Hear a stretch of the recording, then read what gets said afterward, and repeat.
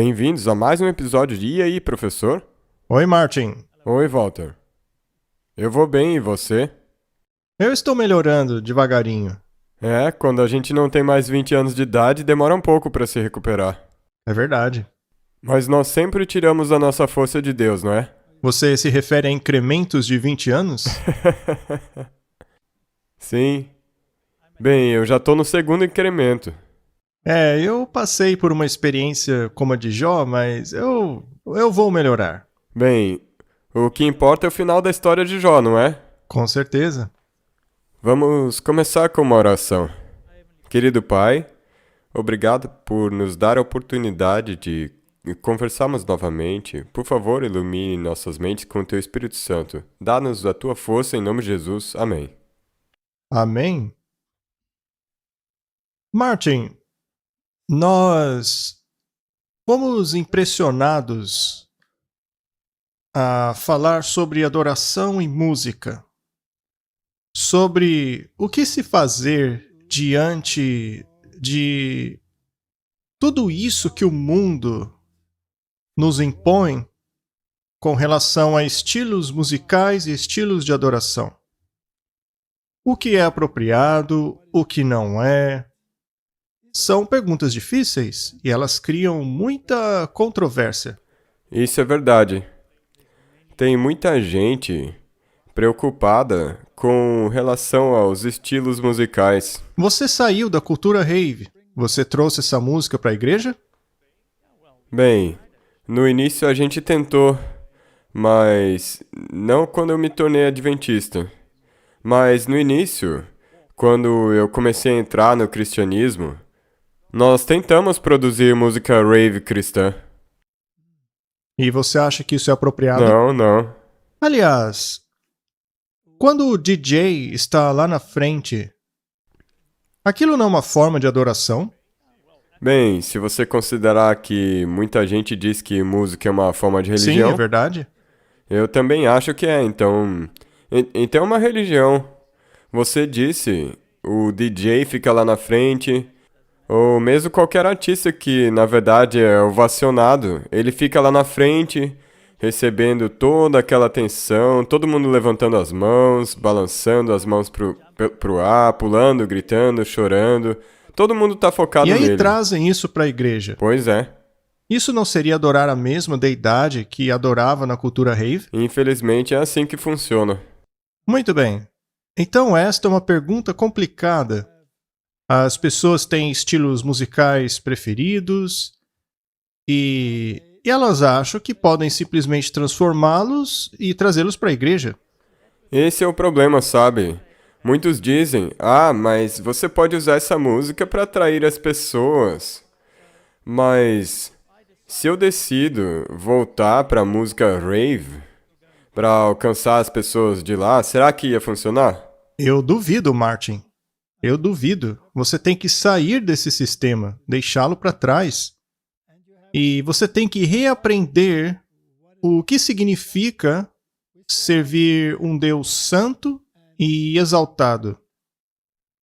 A música deve se parecer tanto quanto possível à música do céu, à dos corais celestiais. E a pergunta, naturalmente, é: como se parecem os corais celestiais? Será que o coral lá do céu canta rock cristão?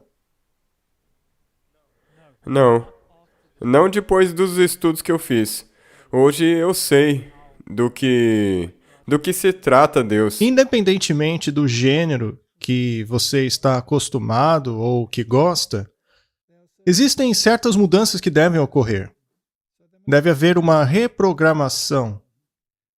Agora, o problema é que muitos de nós tentam reter as pessoas na igreja, transformando os nossos templos em algo parecido com o que há lá fora, para adaptá-las a esse ambiente cultural.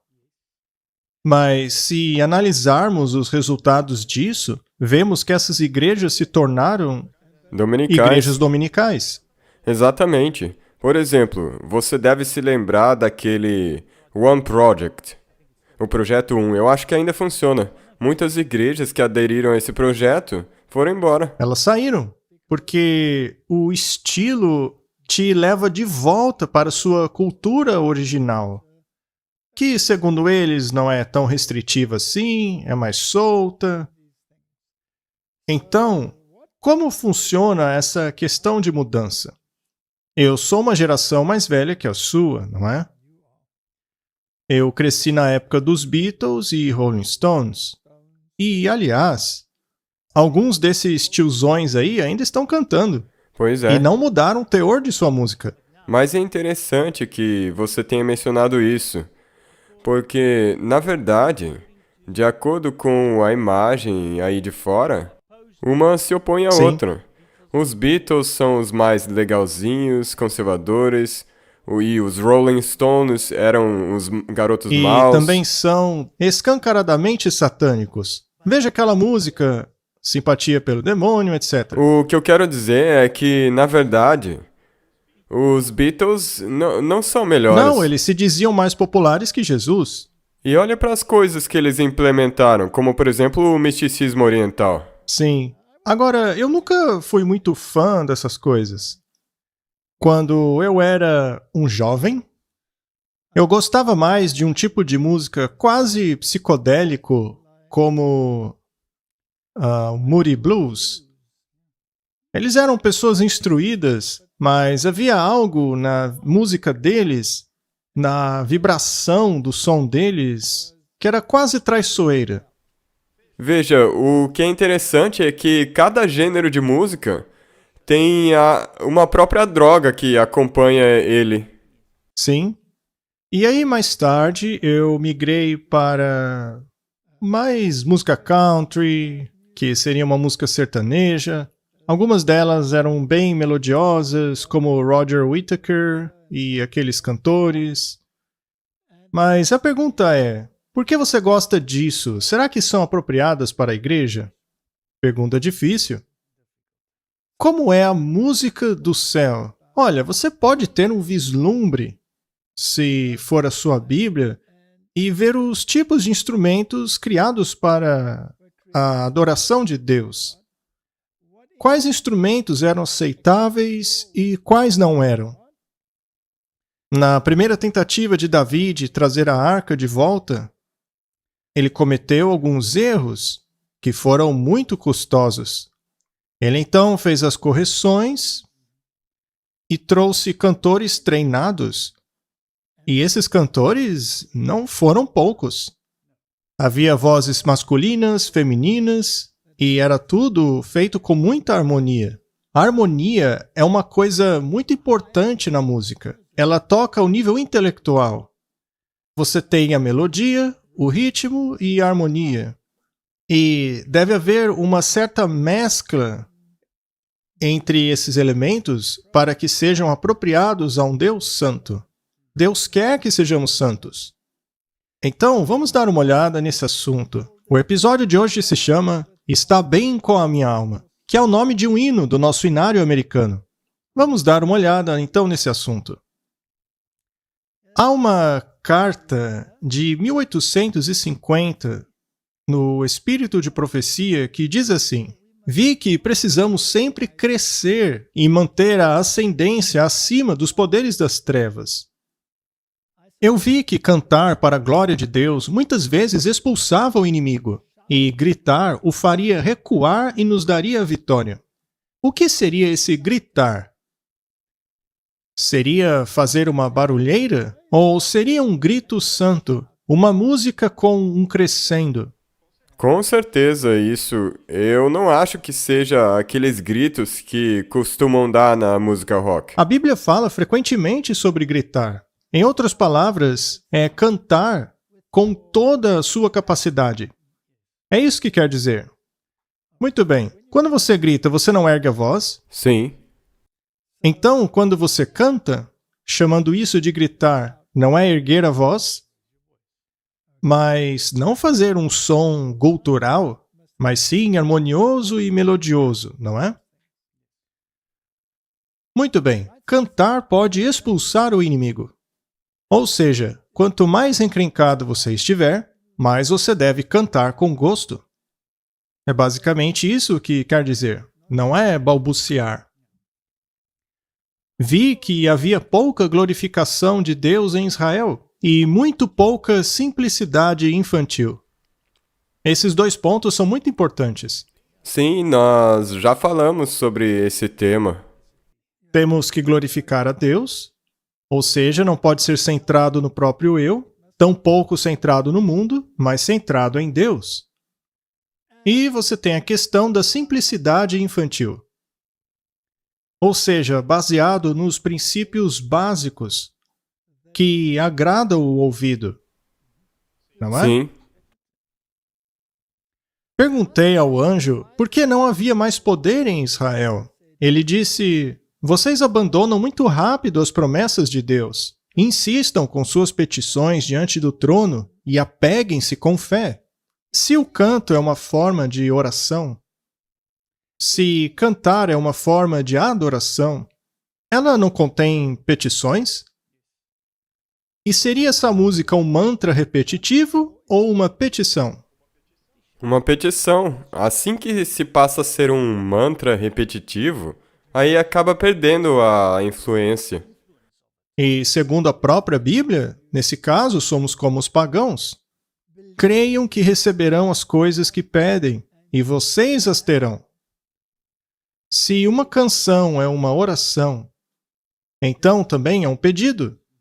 Pode ser uma glorificação, pode ser ações de graça, pode ser tudo isso, mas também uma súplica. A barulheira perturba os sentidos e perverte aquilo que, se conduzido da maneira correta, seria uma bênção.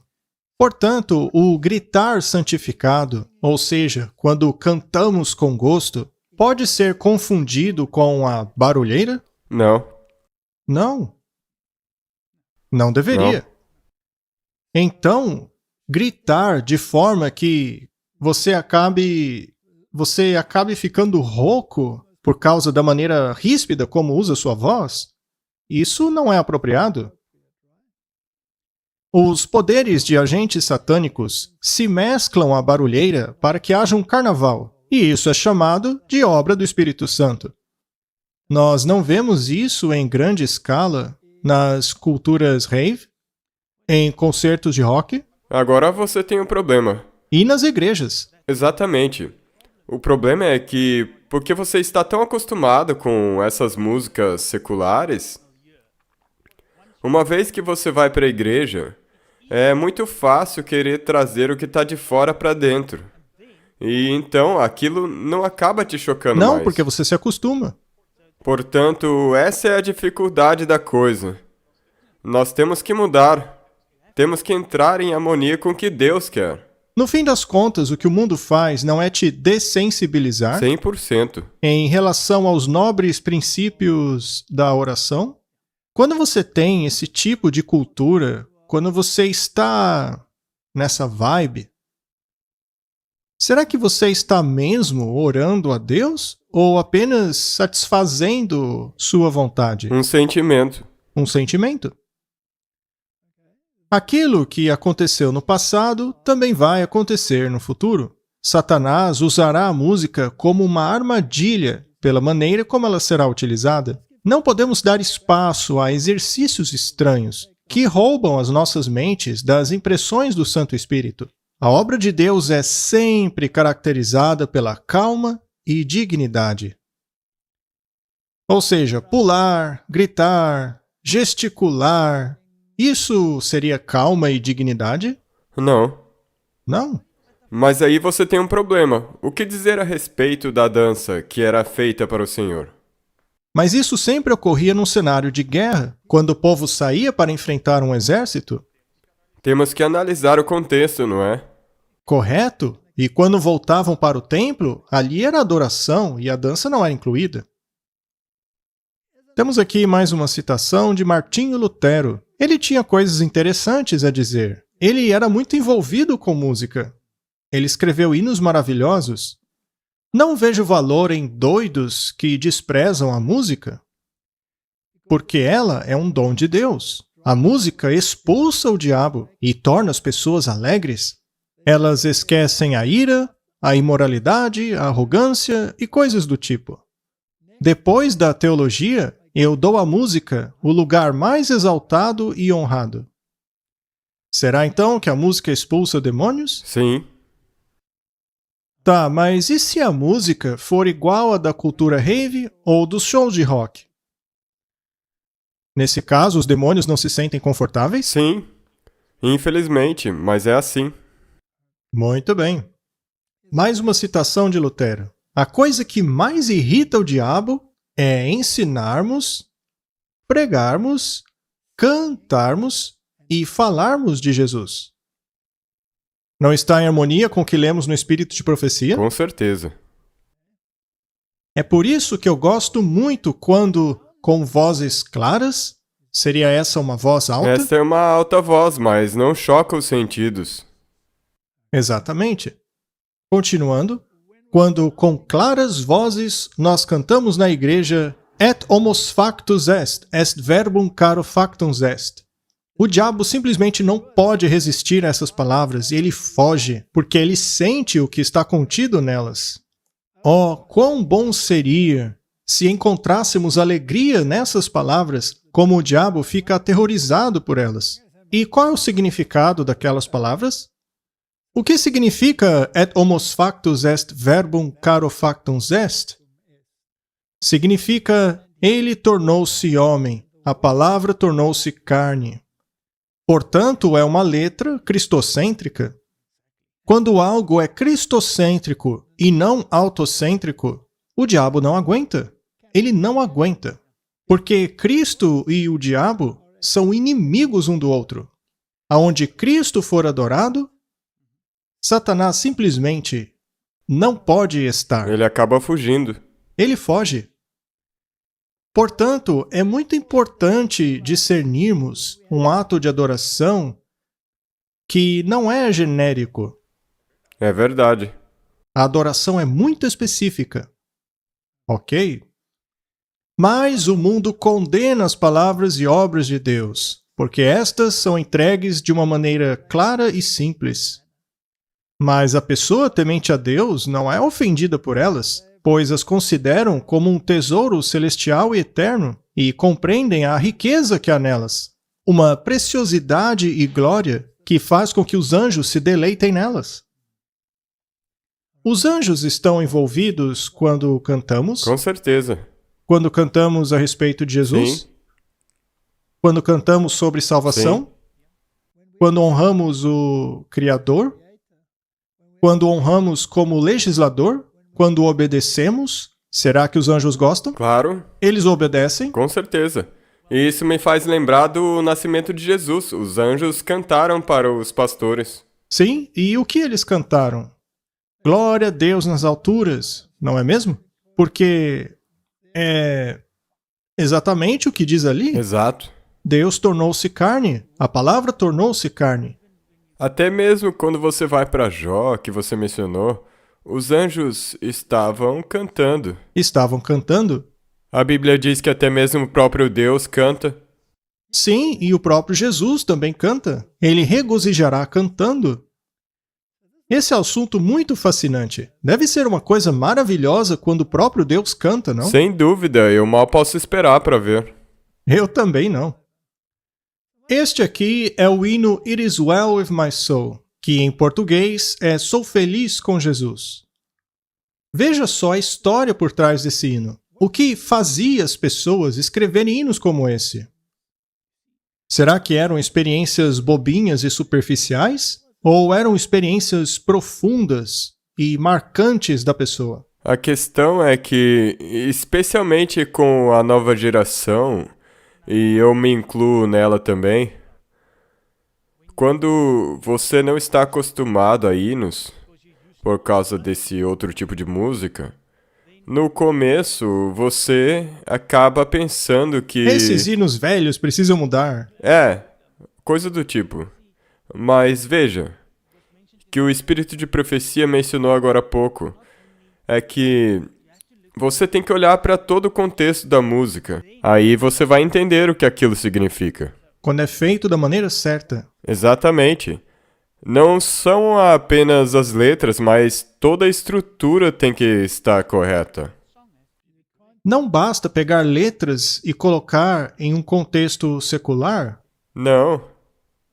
E tem sempre esse... Argumento. Sim, elas sempre dizem isso.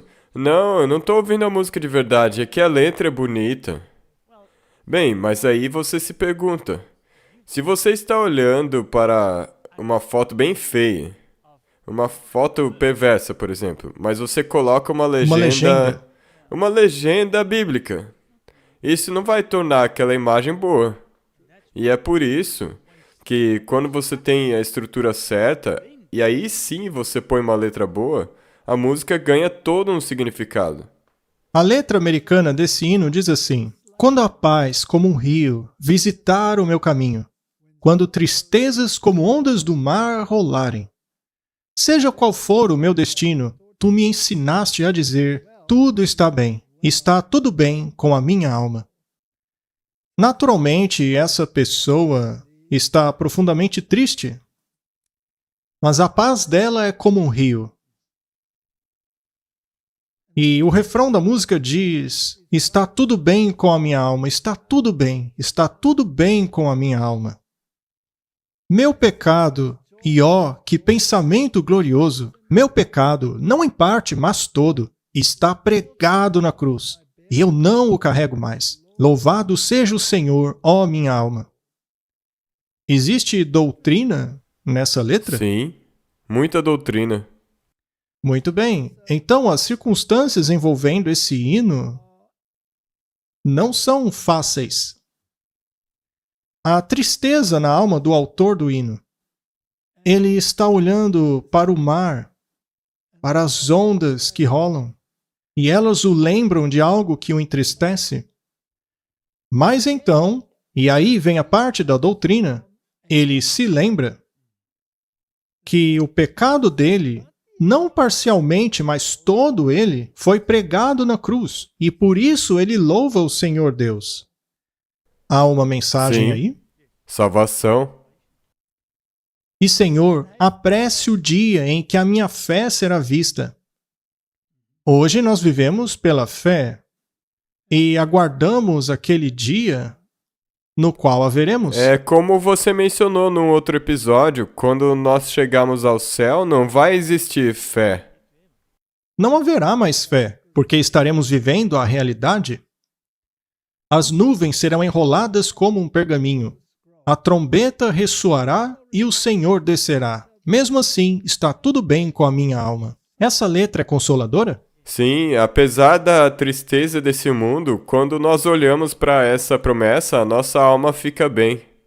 Então, será que essa letra nos diz que, apesar de você estar em grande tristeza, se você mantiver seus olhos fixos na promessa, você Sim, pode ter paz? Como a de um sim. rio? Muito bem. Vamos dar uma olhada na história desse hino. Horácio Spafford, que viveu de 1828 a 1888. Ele foi um advogado de sucesso e investidor imobiliário em Chicago. Ele e sua esposa Anna tiveram um filho e 4 filhas e viveram uma vida de filantropia, de serviço em sua igreja. Eram bons cristãos. Eles praticavam o bem, eram reconhecidos pela sociedade, faziam filantropia, ajudavam os pobres, tudo o que um bom cristão deveria fazer.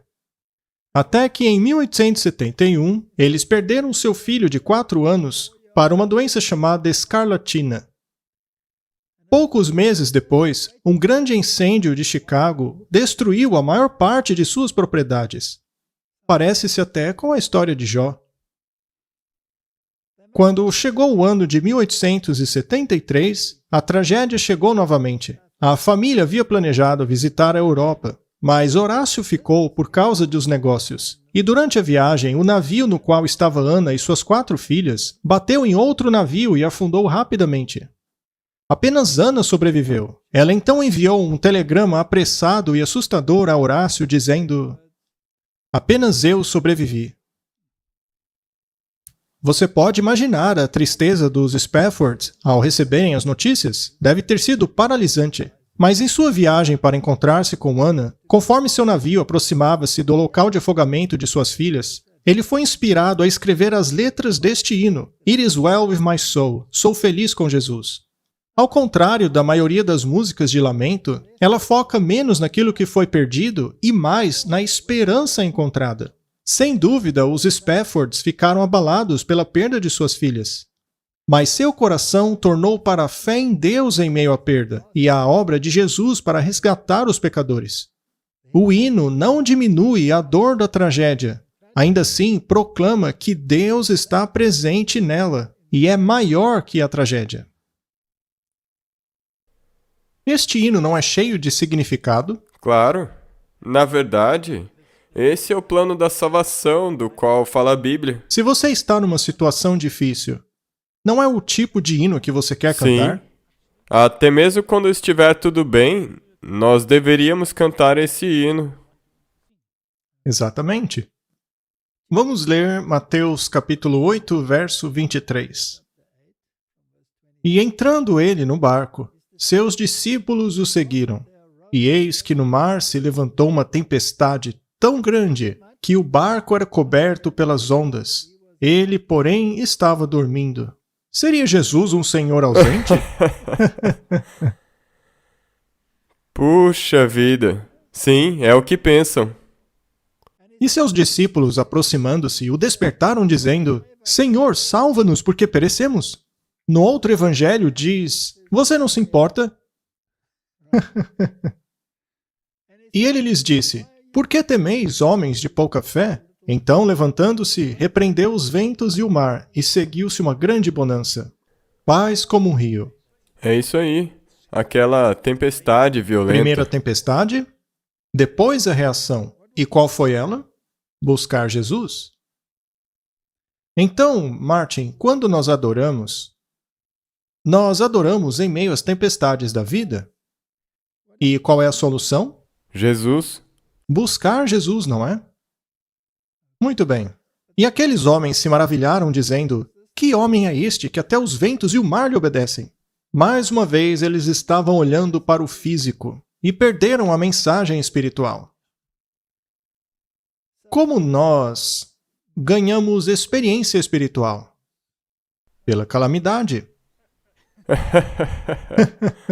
Infelizmente, a Bíblia está cheia desses exemplos. E temos que aprender com esses exemplos. Até mesmo o espírito de profecia está cheio. Leia Testemunhos, volume 1. Testemunhos para a Igreja. É realmente incrível. Ou você faz o papel da mulher de Jó, amaldiçoa Deus e morre.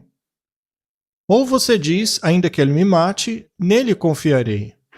Tem que ser um dos dois. E daí você canta Está tudo bem com a minha alma. Exato. Na primeira estrofe, tem a questão da tempestade. E segundo a história que lemos na Bíblia, foi a tempestade que os conectou a Cristo. Sem ele, a tempestade tira a nossa paz. Sem ele, a gente já era. A tempestade precisa nos conectar a Cristo. Já a segunda estrofe menciona o plano da salvação. Todos os meus pecados. A condição para o perdão, os passos à salvação, é o reconhecimento, arrependimento, crer e transformação. Você concorda? Com certeza. E se você pula esses passos, aí não é arrependimento. Qualquer tipo de adoração a Deus deve sair de um coração cheio de gratidão. Como você pode adorar Deus se não está grato? Sim, ou você adora por medo. Não dá. É como a minha madrasta ateia costumava dizer: Por que eu vou orar? Eu trabalhei para comprar essa comida. Eu então perguntei a ela: Mas foi você que criou a comida? Então você tem que reconhecer, tem que se arrepender, acreditar e ser transformado. Sem transformação é tudo inútil. Tem que ter um resultado. Tem que ter um resultado. Não pode ser apenas uma rotina diária, como ler um jornal. Não. Aqueles que esperam até serem mais dignos do favor divino, antes de se aventurarem a aclamar as promessas de Deus, estão cometendo um erro fatal. Somente Jesus pode nos purificar do pecado. Somente Ele pode perdoar nossas transgressões. Ele ouve e responde às orações daqueles que vão a Ele em fé. Muitos têm uma ideia vaga de que precisam fazer algum esforço maravilhoso para assim ganhar o favor de Deus. Muitos dizem que ainda não estão prontos para irem a Deus, porque não se consertaram ainda. É o que eles dizem, não é? Sim. Mas a autodependência é vã. É apenas pelo conectar-se a Jesus por meio da fé que o pecador torna-se um crente filho de Deus. Martin, se nós não temos esses elementos em nossa adoração, o que inclui a música, então é uma adoração vã. E Deus não gosta de nada vão. Não, porque é uma experiência religiosa centrada em Cristo. Bem, nós também temos a questão da justificação lá, não é? Meu pecado, não apenas em parte, mas no todo, foi pregado na cruz. Então temos a justificação. Ensinamos que o homem não pode se justificar diante de Deus por sua própria força, méritos ou obra, mas são justificados gratuitamente por meio da fé em Cristo, quando creem que foram aceitos e que seus pecados foram perdoados por causa de Cristo, cuja morte pagou pelos nossos pecados. Deus considera essa fé como justiça diante dele. Mencionando Romanos 3 e 4. Você concorda? Eu concordo com isso aí. E de onde foi retirada essa citação? Da Confissão de Augsburg. E quem escreveu a Confissão de Augsburg? Foi Melanchthon. Foi ele que escreveu. E eles tinham uma compreensão muito profunda da justificação. E, segundo o espírito de profecia, eles tinham a compreensão perfeita da justificação. Então, é bom ler isso. Vamos ler novamente. Nós ensinamos que os homens não podem ser justificados diante de Deus por sua própria força, méritos ou obra, mas que são justificados gratuitamente por meio de Cristo pela fé, quando acreditam que foram aceitos e que seus pecados foram perdoados por meio de Cristo, por cuja morte sua dívida foi paga. Deus considera essa fé como justiça diante de si. Mencionando Romanos 3 e 4. A Igreja Católica nega isso? Sim, eles chamam isso de anátema. Então, por conta da doutrina da justificação, a sua fé fica firme ou cai. E qualquer pessoa que não receba a justificação não pode estar adorando ao mesmo Deus. Não dá, porque um diz que é pela fé e outro diz que é pelas obras. Exato. O artigo 2 sobre o arrependimento. O arrependimento consiste de duas partes. Uma é a contrição, que é o terror abatendo a consciência pelo conhecimento do pecado. A outra é fé, que nasce a partir do evangelho ou absolvição, que acredita que por meio de Cristo os pecados são perdoados. Isso conforta a consciência e a livra do terror. Como resultado disso, vêm as boas obras, que são os frutos do arrependimento. Você concorda? 100%. As obras são o resultado do arrependimento. Primeiro um, depois o outro. Depois o outro. Não dá para inverter. Não. Se você inverter... Você nega Cristo. Exato. Você nega a cruz. Você nega o sangue. Não é à toa que os jesuítas me irritam tanto, porque eles ousam ignorar as coisas mais básicas da Bíblia. É verdade. Eu só queria mencionar uma coisa com isso aí, que é a santificação. Para mim, a santificação, assim como a justificação, se pegarmos, por exemplo, o ladrão na cruz, Jesus o justificou e o santificou. Sim. E ele então morreu. Mas se ele descesse da cruz, ele passaria pelo mesmo processo que nós. Ele teria que permanecer santificado. Ou seja, permitir que Cristo trabalhe o caráter dele. Sim, e continuar. Exato. Então, a justificação é um decreto judicial. É um conceito legal. Já a santificação, que é a justiça imputada, também é um dom, assim como a justificação. Não é algo que você faz por si mesmo. Você permite que Cristo o transforme. Sim, temos que permanecer nesse processo. Temos que ser trabalhados por Jesus constantemente. Considerando que temos a natureza humana, nós vamos cair, vamos tropeçar, mas temos que manter os olhos fixos na cruz e pedir constantemente que Cristo trabalhe o seu coração. O altar. É assim que funciona. A terceira estrofe do hino fala sobre a esperança do advento. Não é uma progressão? Sim, claro. É como você já falou. Primeiro começou com Jesus, A tristeza. depois a tristeza, depois a santificação, depois a esperança, mas uma dependência constante. Agora chegamos na esperança do advento. Então, existe uma mensagem, tem uma teologia que está em harmonia com a Bíblia.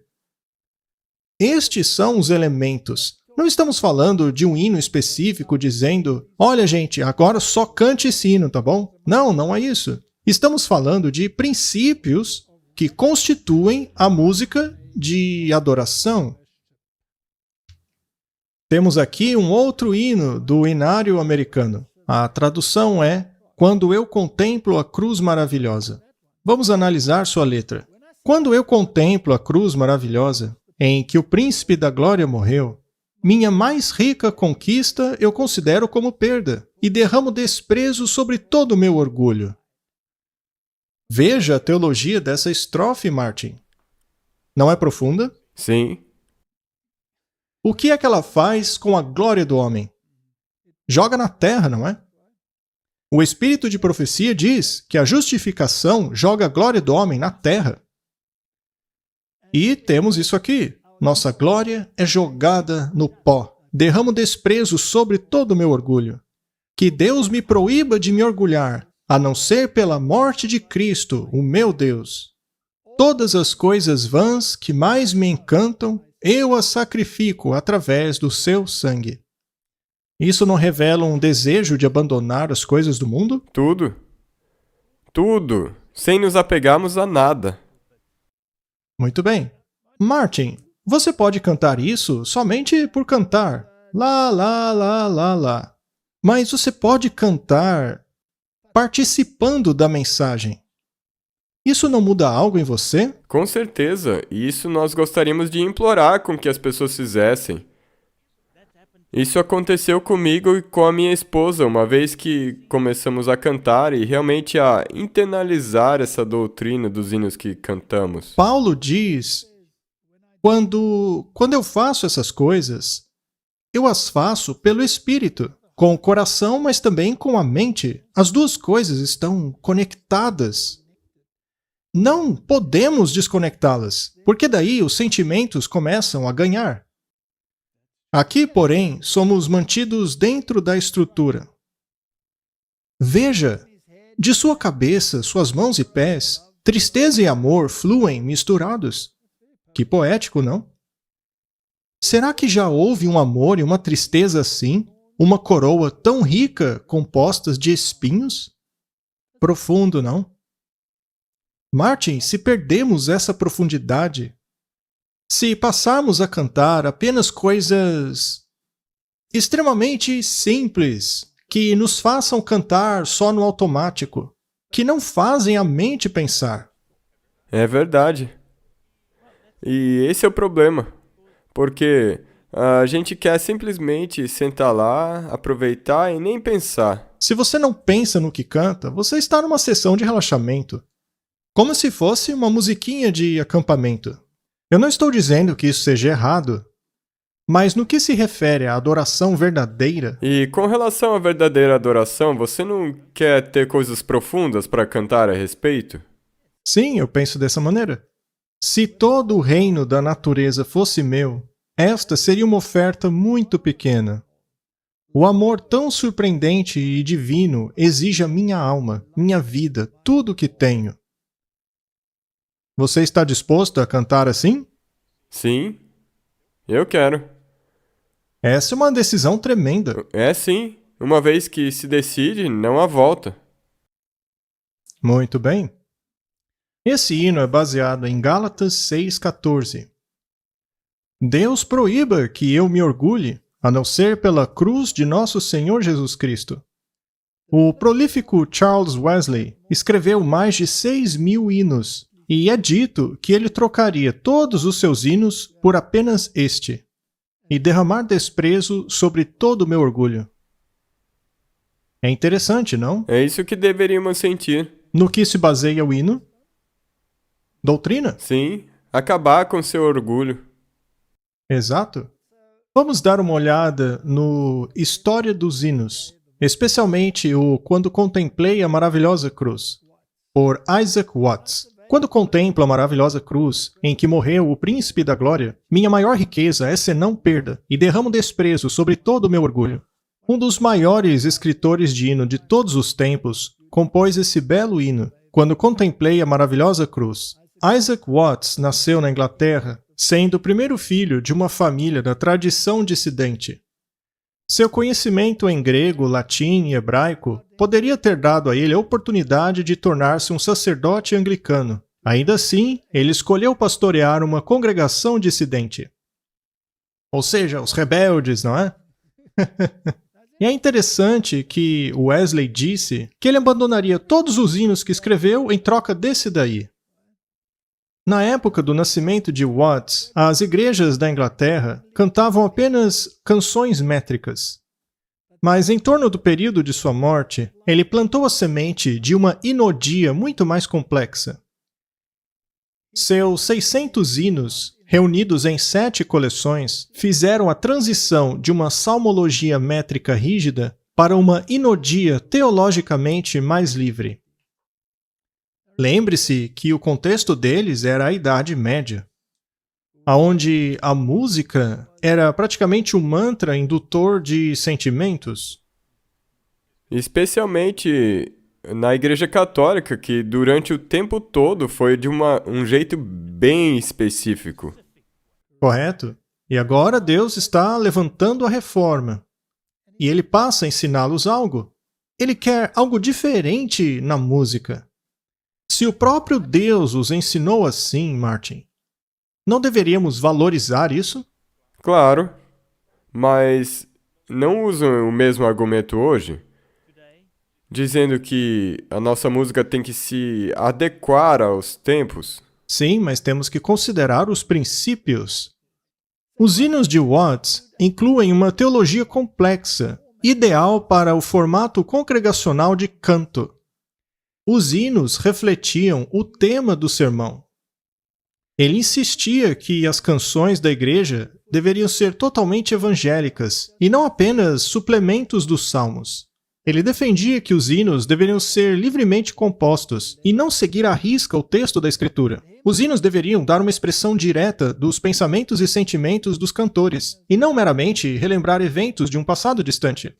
Ou seja, você deve participar daquilo, deve ser uma interação viva. Você pode sim citar a Escritura, mas deve usar a Escritura homileticamente. Você pode dizer o que você sente e o que tirou daquilo que você leu. Ele também escreveu textos para se adequar aos medidores de salmos mais comuns, permitindo serem cantados por qualquer congregação, de maneira que cada linha contivesse um pensamento completo. Isso era importante, uma vez que os hinos, assim como os salmos métricos antes deles, eram alinhados por um precentor ou líder da música. O líder cantava uma frase, enquanto que a congregação repetia aquilo que havia sido cantado. Se um pensamento estava espalhado em 2 frases, ele seria quebrado por essa técnica de ensino. O que Watts fez foi melhorar esse processo ao incluir um pensamento completo em uma única frase, tanto quanto possível. Muito bem, se você analisar esse método, um pensamento completo em uma única sentença é fácil de internalizar. E isso também faz com que fique fácil de memorizar. Sim. E se você acrescenta a rima, é ainda mais fácil. É por isso que você pode usar as escrituras e introduzir a rima, para que assim fique mais fácil de memorizar. Outro exemplo do impacto de sua teologia sobre os hinos é o de que ele utilizava os textos do Antigo Testamento de forma a refletir a presença de Cristo, fazendo assim os seus hinos virem Deus o Pai da perspectiva de Deus o Filho. É incrível. Ou seja, ele estava interpretando o Antigo Testamento, utilizando como um expositor do Novo Testamento. E é exatamente o que deve acontecer até mesmo na pregação. Correto? A quarta estrofe original desse hino, na verdade, foi omitida, apesar de repassar um imaginário poderoso. Seu sangue, assim como um manto, espalha-se sobre seu corpo no madeiro. Assim eu estou morto a todo mundo, e todo mundo está morto para mim. É interessante que tenham tirado essa estrofe. Eu gosto bastante dela. Ela é muito teológica. É muito profunda. E também tem essa ideia de que você deve se separar do mundo. Sim. O mundo não tem lugar na igreja. Não. Nada. Deus disse que estamos no mundo, mas não somos do mundo. Correto. Martin, será que isso rouba a alegria e a experiência? Não. De jeito Tudo nenhum. que é bíblico só aumenta a experiência. Veja, isso faz todo sentido. Você se lembra que recentemente mostramos um vídeo daquele cara correndo pra lá e pra cá, gritando que podemos adorar em qualquer Adore dia? qualquer dia, esqueça essa bobagem do sábado. Deus é o Deus da segunda, da terça, do domingo, quarta, seja lá qual for. Então, como encaixar aquilo nesse tipo de música? São duas coisas tão distantes assim como o Ocidente está do Oriente. Quando uma igreja levanta as mãos batendo palmas para uma música como aquela, é melhor sair daquele prédio, pois aquilo se tornou casa de demônios. Sim, é só barulheira. Agora, veja só. As pessoas dizem que você pode usar qualquer música para alcançar as pessoas onde estiverem e trazê-las para cá. Mas se for assim, a primeira vez que eu ouvir um hino, eu vou pensar, que é isso? Exato. E as duas últimas linhas da estrofe formam um quiasma. O himnologista J. Richard Watson diz o seguinte: um sobrecruzamento na maneira como a letra grega ti é encontrada no quarto verso, que toma sua ideia de Gálatas 6:40, e perceba que cruz, que é formada entre as palavras morte e mundo naquelas duas linhas. Quando eu contemplo a maravilhosa cruz, é um dos mais nobres poemas de Watts e um excelente exemplo do porquê ele é considerado essencial na transição para a hinodia. O reverendo Carlton Young, editor do Inário de 1989, salienta que esse hino é claramente algo diferente dos primeiros poemas de Watts, que podem ser caracterizados como poesia devocional ou paráfrases de salmos.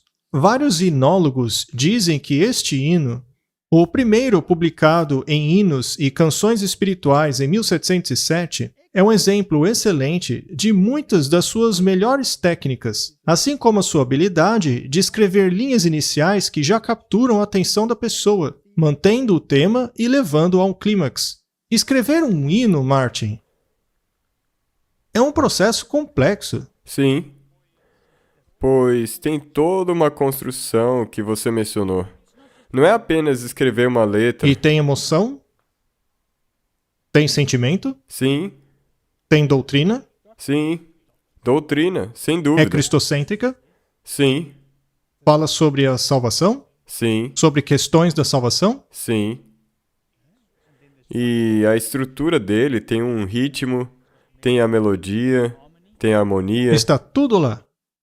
O Inário da Igreja Metodista Unida é dividido em duas melodias diferentes. A primeira, de Lowell Mason, foi escrita em 1824 Essa melodia originou-se do canto gregoriano, presumidamente do Benedictus. É isso que acontecia na Idade Média, durante o tempo da Igreja medieval, não é? Foi primeiramente publicado na terceira edição da coleção de música de igreja da Sociedade Handel e Haydn de Boston. A segunda melodia, Rockingham, composta pelo inglês Edward Miller em 1790, sendo primeiramente combinada ao texto no Hinos Antigos e Modernos de 1861. Este hino é especialmente poderoso, pois inclui muitas ferramentas poéticas. Por exemplo, oxímoros são encontrados 2 vezes na primeira estrofe. Minha maior riqueza eu conto como perda. E isto é um oxímoro? Pois como sua perda pode ser um ganho? E derramo desprezo sobre todo o meu orgulho. Isso também é uma contradição. Então, temos uma técnica aqui. E a terceira estrofe contém um paradoxo, no Coroas de Espinhos. E existem 2 perguntas retóricas na segunda metade dessa estrofe. Teriam sobre ela o amor e a tristeza se encontrado? Ou espinhos tornado a coroa tão valiosa? E a música termina com um clímax. Isso exige a minha alma, minha vida, meu tudo. Então tem uma teologia profunda aí. Também existe oxímoros, 2 contradições que se tornam uma realidade. Fé é a substância daquilo que se espera, a evidência daquilo que não se vê. Isso é um oxímoro? Sim, é um paradoxo. É um paradoxo muito bíblico. Até o espírito de profecia utiliza esse tipo de linguagem. Sim, e se você não tem fé, não pode agradar a Deus. Você tem que aceitar o paradoxo. Sim. O que significa que você tem que aceitar a justificação. Quando eu contemplo, é um hino saturado de teologia, um chamado para uma resposta emocional com o cantor. A emoção está A envolvida. emoção está envolvida? O hino foi transformado em um estatuto de fé que ultrapassa as gerações e barreiras denominacionais. De acordo com o estudioso de hinos Lionel Eady, a frase "as coisas vãs que mais me atraem, eu as sacrifico" tem um significado pessoal para cada cantor. Então você pode cantar essa música e relacionar-se com ela. Sim, pode ser para toda a congregação cantando. Ainda assim, também é individual. Exato. Você não está cantando um mantra. E é a mesma coisa com relação à emoção que nós mencionamos antes. Sim, existe emoção envolvida, só que ela tem que estar na ordem correta. Ela não pode ser a força motriz. Exato. É uma coisa que exige ou ação ou renúncia. Os 3 penhores no clímax do hino, minha alma, minha vida, meu tudo, eram sacrifícios requeridos apenas daqueles que tinham feito os votos monásticos. Agora é exigido de você, esses votos monásticos, naturalmente, eram feitos sobre um princípio errado, porque eram associados à automutilação. Sim, e novamente, isso aí é egoísmo. A automutilação não nega a cruz? Sim. Com certeza. A teologia desse hino funciona poderosamente no contexto de um culto de adoração. Prestes a receber o sacramento, o poeta medita sobre o amor que tornou aquele instrumento judicial de tortura e morte num canal de compaixão divina. Esse hino é uma verdadeira obra-prima que revela a genialidade de um homem e de sua influência em milhões de cantores ao longo dos séculos. Segundo o Dr. Young, esse hino construiu uma ponte entre a salmologia e a hinodia e liberou a igreja para criar um corpo vivo de Cristo nas músicas. Isso sempre foi o que Deus quis. Deve ser algo pessoal, mas baseado nas Escrituras. Vejamos agora outro hino, Martin. Estamos utilizando esses hinos como exemplos para olhar as estruturas, as metodologias de como deve ser um hino. Mas não estamos dizendo para focar apenas nesses. A ideia é ter um parâmetro geral, para que assim possamos saber o que realmente envolve uma música de adoração a Deus. Especialmente quando se usa a música. Claro. Essa aqui é um pouco mais livre. Meu Jesus, eu te amo. Eu sei que és meu. Por ti, todas as tolices do pecado eu renuncio.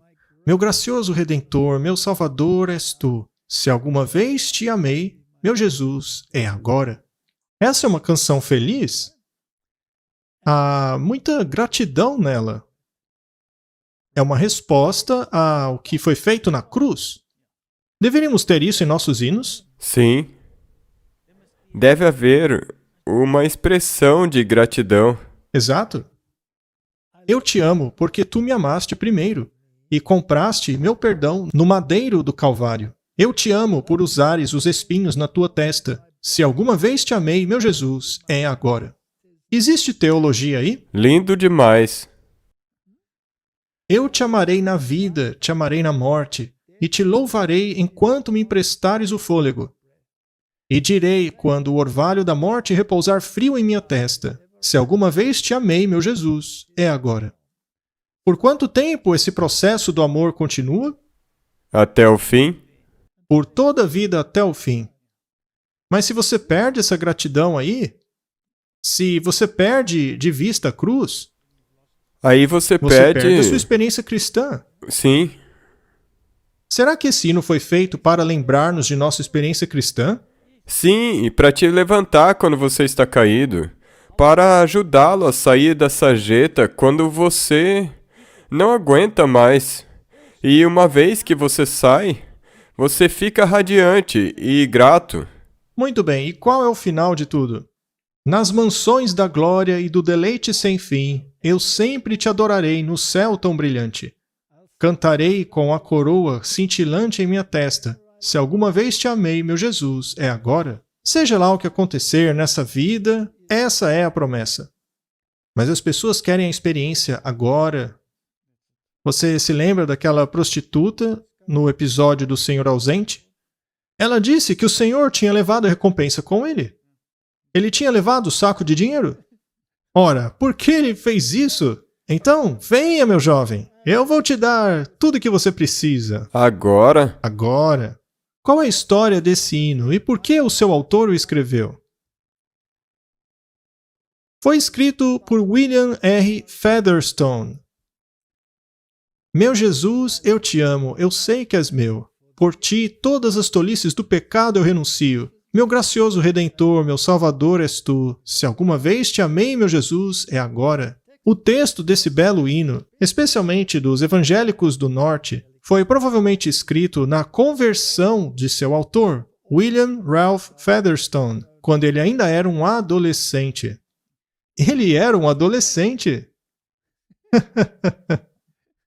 A razão pela qual escolhemos esse hino é porque ele era um adolescente. e não existem muitos adolescentes hoje em dia fazendo música, especialmente para a igreja. Músicas tais que não se parecem com esses hinos. Chatos. Isso. Mas Martin, ele foi convertido.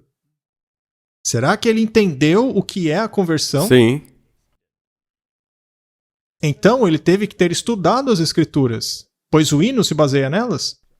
É uma expressão da compreensão completa que ele teve. Sim, não é um hino complexo. A simplicidade e sinceridade do texto têm ressonado aos cristãos por cerca de 150 anos, especialmente como hino de convite ou de oração. Featherstone, às vezes chamado de Featherstone, nasceu em Montreal, Quebec, Canadá, onde os seus pais foram membros da Igreja Metodista Wesleyana. O reverendo Carlton Young, editor do Inário da Igreja Metodista, sugere que o hino foi composto próximo da conversão do autor, em 1858, quando foi incluído no livro do Inário de Londres, Little Else Is Known, de Featherstone. A estrofe omitida no Inário Metodista aparece como a terceira estrofe em muitos outros inários. Eu te amarei na vida, te amarei na morte, te louvarei enquanto me emprestares o fôlego. E direi, quando o orvalho da morte repousar frio em minha testa, se alguma vez te amei, meu Jesus, é agora. Um jovenzinho escreveu isso daí. Pense na profundidade dessa letra. Essa estrofe caracteriza a inodia romântica do século XIX, com o seu foco na morte. A estrofe final, fazendo alusão às mansões da glória no céu, servem ao mesmo propósito, mas de uma maneira positiva. Na verdade, te mostra que sim, é um dia triste, mas também existe esperança. As estrofes 2, 3 e 4 do hino original fazem uma referência à fronte como um tema unificador. Por exemplo, por usares os espinhos na sua fronte, depois, quando o orvalho da morte repousar em minha fronte, e depois, com a coroa cintilante em minha fronte. Então, é alguma coisa que vai na mente. É legal porque ele está repetindo, mas não sendo repetitivo. Bem observado, Martin. O outro tema unificador é a frase final de cada estrofe. Se alguma vez te amei, meu Jesus, é agora. Assim fica claro que o amor do cantor a Cristo permeia todo o hino. Se todas as 4 estrofes originais fossem incluídas, as palavras amor e amado aparecem 10 vezes. Interessante, não? Sim. Outras expressões de afeição incluem gracioso Redentor, eu te adoro. Assim como muitos hinos dessa época, este expressa devoção total a Cristo em uma linguagem íntima. Será que deveríamos fazer o mesmo hoje? Sim, com certeza. Mas não pode ser superficial, porque tem que vir do coração, tem que brotar do coração. Sim. Muito bem. Este era um hino mais simplista. Mas, ainda assim, tem todos os critérios daquilo que significa servir a Cristo. E não é interessante que crianças e adolescentes tenham escrito esses belos hinos? Sim, eles não são tão complexos quanto o primeiro, mas o resultado final dos hinos é o mesmo. O resultado final é o mesmo. Depende da fase que você está na sua experiência cristã. Naturalmente, ela não exibe uma teologia pesada como a de Martinho Lutero. Ainda assim, é cristocêntrica. Sim, o significado é lindo. Um dos meus hinos favoritos, Martin, é o And Can It Be? Eu gosto muito desse hino, porque ele é muito rico em teologia. Ele aborda toda a essência das Escrituras em relação à divindade de Cristo. Não como sendo um ser gerado, como ensina o catolicismo, mas como sendo um com o Pai desde o início. Sim, não um ser criado. Exato. E ele foi escrito por Wesley, como veremos. Se observarmos as palavras desse hino e a sua melodia, veremos que ele fica na cabeça. Você pode cantá-lo de uma maneira estereotipada ou pode cantar com gosto. Eu sempre me lembro de Tiago White, que pegava sua Bíblia. Devo pegar a Não, minha? você não precisa. Eu não vou abrir a minha. Eu já estava empolgado. E quando a congregação cantava, como se estivesse num funeral. Aliás, eu já estive em muitas igrejas em que a hora do louvor parece mais com um funeral. Mas ele dizia, vamos lá, gente! E ele fazia o povo cantar com gosto. Ele acabava com o funeral. Então, você pode cantar isso com vontade também. E aí você tem aquele crescendo, sabe? Sim, é isso aí. Todo hino que a gente canta tem que ser com vontade. Ainda que seja oração, cante com sentimento. Isso dá todo o sentido ao hino. Martin, por que você não lê o hino? Por que só eu? É o seu hino favorito, mas eu posso ler, com certeza. E será que eu posso alcançar um vínculo com o sangue do Salvador? Ele morreu por mim, que causei a sua dor. Por mim, que busquei a sua morte com ardor. Que amor maravilhoso! Como é que pode ser que tu, meu Deus, tenhas morrido por me querer? Essa é uma teologia maravilhosa, não? Sim, Você tem aí o sangue do Salvador, que morreu por você. tudo aquilo que o catolicismo nega, não é? Também menciona que nós causamos essa dor nele, e sendo assim, porque ele morreu por nós, que causamos isso nele. Você e eu somos tão responsáveis pela morte de Jesus quanto os fariseus daquela época. Que amor maravilhoso! Como pode ser, meu Deus, que tu morreste por mim? Tem gente que não gosta disso. Tem muita gente que não gosta de cantar isso. Eu canto mesmo. E quando eu canto alto. Sim, como falamos no início. Sim, eu não fico balbuciando. Blá, blá, blá, blá, blá. Eu canto alto mesmo, porque eu acredito nisso. E eu quero que cada pessoa no planeta, seja muçulmano, hindu, seja católico, eu quero que todos saibam que eu creio nisso. E é por isso que eu canto alto. Amém. Amém. O refrão diz: maravilhoso amor, como pode ser que tu, meu Deus, morreste por mim? Muito bom. Tem teologia aí? Isso é uma doutrina bíblica completa. Sim, no início era a palavra, e a palavra estava com Deus, e a palavra era Deus. Ele deixou o trono do Pai no céu, sua graça infinita tão livre assim. Esvaziou-se, só amor em sua missão. Por Adão e sua raça sangrou com compaixão. Sua misericórdia imensa e sem igual. Ó meu Deus, alcançou-me o teu amor sacrificial. Porque ele foi encontrado. Por causa da graça infinita, a graça infinita do Pai. É uma música de conversão. Sim, Ele foi achado. sim, convertido, arrependido. O que o converteu? O entendimento dele do que aconteceu. Será que ele não tem um entendimento bíblico do plano da salvação? Não dá para cantar isso se você não tem. Sim. E se você não quer cantar isso, você não é cristão. Aí, Você é um pagão. exato, você não está no caminho. Por muito tempo o meu espírito cativo jazia, preso no pecado e na noite fria. O teu olhar espalhou uma luz vivificante. Acordei, a masmorra acendeu com luz fulgurante. Minhas correntes caíram, meu coração foi liberto. Levantei-me, segui adiante e a ti me entreguei com Tem fervor. teologia aí, Martin? Sim, o arrependimento. É um chamado? Sim, Aconteceu aos discípulos? sim. Por que então eles o seguiram? Por que eles saíram de seus calabouços? Todos nos encontramos presos. Sim. Então, tem muita teologia aí. Na verdade, essa é a minha história. Se não fosse a minha história, eu não seria um cristão? Aconteceu a você? Sim, Você se identifica? com certeza. É um calabouço mesmo. Não é importante se identificar com o que você canta? 100%. Muito bem. Não mais a condenação temo eu. Jesus e tudo nele é meu. Viva nele, minha mente habita, vestida com a sua justiça divina.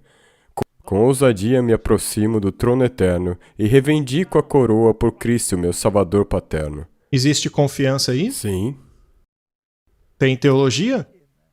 a promessa que Deus, que Jesus nos deu, é abraçada nesse Tem hino. justificação pela fé aí? Sim, Martin, somente um cristão verdadeiro pode cantar isso aí. sem dúvida. E se não podem, não são cristãos, mas hipócritas. Sim, tem que acreditar nessa letra aí. A letra original continha outro verso. Esse daqui é como o primeiro. Mas leia para nós aqui, Que Martin. mistério é esse? O imortal perecer. Quem pode seus desígnios compreender? Em vão tenta o primeiro serafim sondar as profundezas deste amor divino sem par. Que tal misericórdia seja por todos adorada e pelas mentes angélicas jamais questionada. Eles deixaram isso de fora nos inários modernos. Porque é um pouco complexo. E eu amo. É realmente muito bom. Eu cantaria isso ainda mais alto. Sim, Eu gosto da teologia. É por isso que eu quero gritar, ou seja, cantar com vontade. É um mistério que aquele que é imortal tenha morrido. Isso é um paradoxo. sim. A gente vê isso acontecendo o tempo todo na Bíblia. Então a Bíblia é cheia de paradoxos? Quem pode entender essa coisa estranha? Como podemos entender isso? Nem mesmo um serafim pode compreender isso. Mas deve tornar isso o seu estudo? Que misericórdia! Que a terra o adore! Que as mentes dos anjos não questionem mais isso! Essa é uma questão impressionante, seja para os anjos ou para os seres humanos. Mas não precisa, você só tem que crer. Então, no original haviam 4 estrofes, mas eles removeram as complexas e hoje só tem 4. Em nosso inário hoje seria a estrofe 4. Eu não tenho mais pavor da condenação. Portanto, é um belo hino teológico. E o refrão é: como pode Deus morrer por mim? Eu acho que isso é algo que deveríamos cantar bem alto. Martin, você acha que uma letra como essa irrita o diabo? É como disse o Martin Luther, ele sai correndo em disparada. Deve irritar ele de um jeito indescritível. Só isso me faz querer cantar.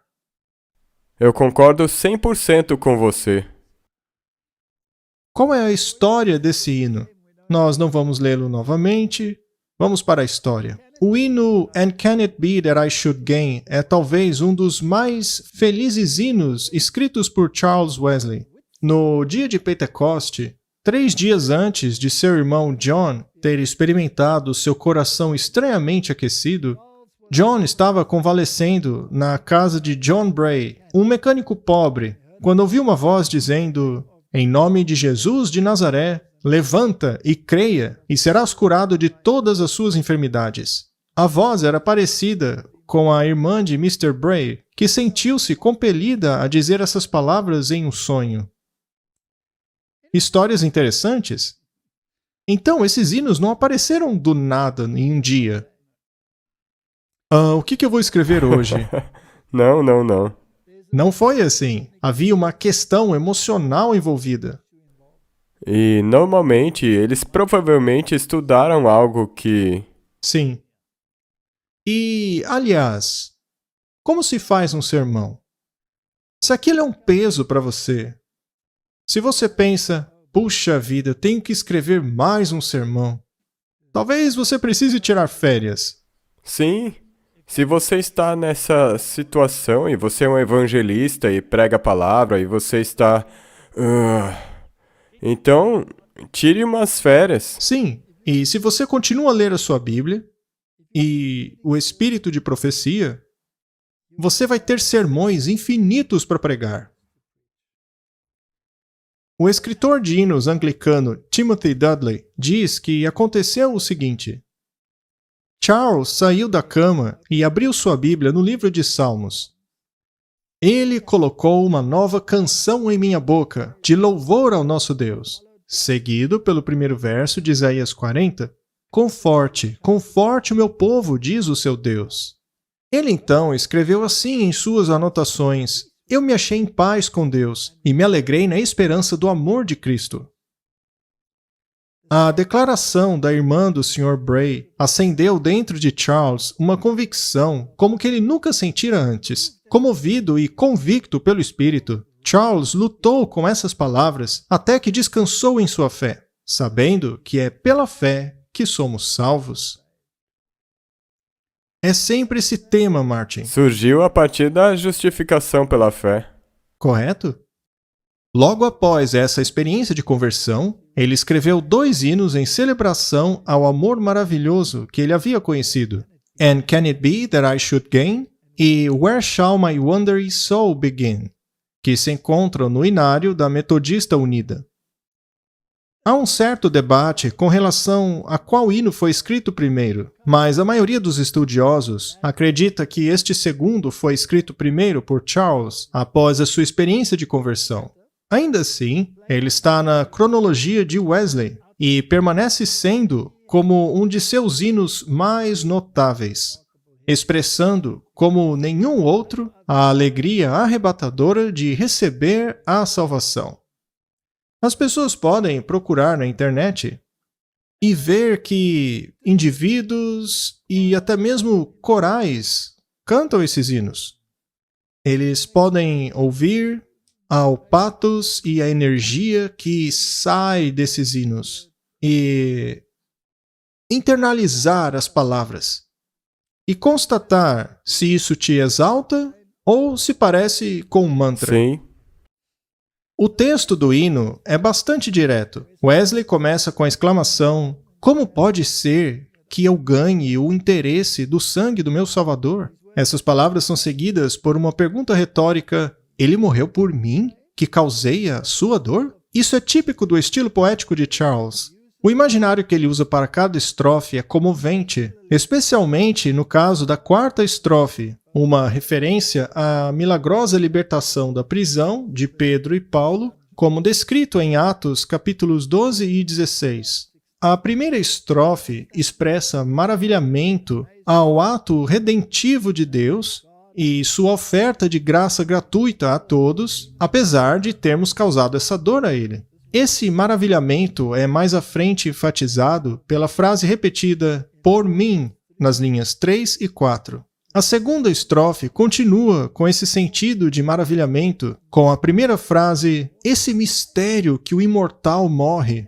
Aqui, Charles captura o paradoxo desse mistério, a morte redentiva e a ressurreição de Cristo, dizendo que até mesmo o chefe dos anjos não pode compreender a profundidade do amor divino. E na estrofe 3, ele fala sobre a encarnação, ecoando Filipenses 2, 6 a 8, nas linhas 3 e 4, que dizem: "Esvaziou-se de tudo, menos do amor, e sangrou pela impotente raça de Adão." Já a estrofe 4 compara a nova liberdade da humanidade com a milagrosa libertação de Pedro da prisão. Então, Wesley pega emprestado uma frase de uma história popular romântica fictícia de seus dias, chamada Heloísa a Abelardo, por Alexander Pope, que diz: "Teus olhos difundiram um raio vivificador, para simbolizar o poder e amor de Deus em descer para salvar os cativos."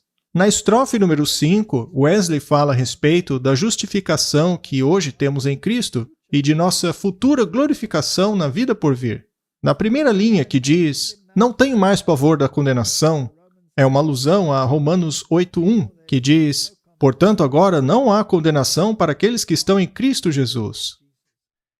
E aí, tem teologia nisso? Sim. Foi a experiência de conversão dele. Martin, que conhecimento esse pessoal tinha no momento da conversão deles? É fantástico, não é? Não é?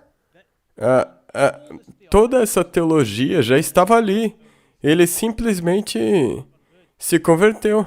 Que música entra no seu coração e sua mente quando você se converte? Bem, ela contém remorso, gratidão e alegria. Existem hinos que se sobressaem, com os quais você se identifica mais. Sim, é verdade. E será diferente para cada um, não é? Para mim, por exemplo, eu gostava daquela "Ó glorioso amor, nas trevas Jesus me encontrou." Correto?